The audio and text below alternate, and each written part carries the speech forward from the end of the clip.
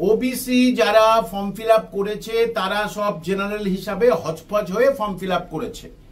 তাহলে ওবিসি মামলাটা সুপ্রিম কোর্টে আগামী 28 তারিখ উঠবে, 28 জুলাই উঠবে। ধরুন তর্কের খাতিরে 28 জুলাই রায়টা দিয়ে দিল।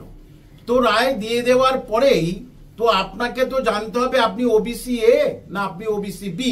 তাহলে তার জন্য সার্টিফিকেট ইস্যু করতে হবে নিশ্চিত, নাকি কোর্টে রায় বার হওয়ার পরে সরকার বলে দিল বা স্কুল সার্ভিস বলে দিল যারা এই পদবিতে আছেন তারা এতে করবেন। সেটা তো বৈজ্ঞানিক যুক্তি হলো না, কারণ আপনাদের তথ্য প্রমাণ তো পরে দেখাতে হবে। কারণ প্রথম হিয়ারিং এ হচ্ছে 3 মাস পরে সময় দিয়েছিল, কি করেছে সেটা হাইকোর্ট পুরো করে স্টে করে দিয়েছে। সুতরাং সুপ্রিম কোর্ট 28 তারিখে যে এটার সমস্যার সমাধান করবে এটা কিন্তু বলা যাচ্ছে না। যদিও বা করে থাকে 28 তারিখে, তাহলে সেটার জন্য আপনাদের OBC A OBC B certificate নিতে 10-15 দিন টাইম লাগবে। তাহলে সেটা আগস্টের 15 তারিখ বন্ধ হয়ে যাচ্ছে। তারপরে আপনাদের সেটা সেখানে এডিট করতে হবে যে আমি ওবিসি এ আমি ওবিসি বি এর মধ্যে আমি থাকবো, এটা পরিষ্কার।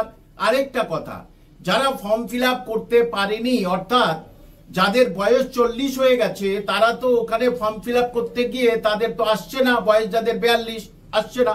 কিন্তু যখন তারা ওবিসি সুপ্রিম কোর্টের রায়ে ওবিসি তারা পরিগণিত হয় যে তারা ওবিসি, তাহলে কিন্তু তাদের বয়স তখন 43 পর্যন্ত থাকবে। তাহলে তারা কিন্তু আবার ফর্ম ফিল আপ করতে তাদের দিতেই হবে, না হলে কিন্তু আবার কেস হবে এবং এটা আইনত সিদ্ধ নয়। তাহলে তাদের ফর্ম ফিল আপের জন্য আবার সময় দিত।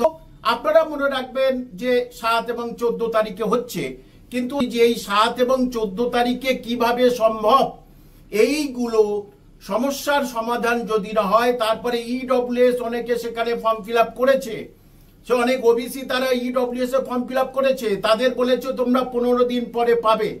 তাহলে 15 দিন পরে সে তো সার্টিফিকেট পাবে, তারপরে সে ইডব্লিউএস সার্টিফিকেটটা ওখানে পুট করবে বা বলবে, বা তার হাতে ইডব্লিউএস না আসলে সে কি করে ফর্ম যখন আপনারা যখন এসএলএসটি পরীক্ষা দেবেন 7 তারিখ বা 14 তারিখে, তখন যে ঘরটা ফিল আপ করতে হবে ক্যাটাগরির ঘরটা ওবিসি এ ওবিসি বি না ইডব্লিউএস, সেইটা আপনার হাতে তথ্য না থাকলে আপনি কিভাবে সেটা ফিল আপ করবেন। সুতরাং এটা কোটি কোটি টাকার প্রশ্ন।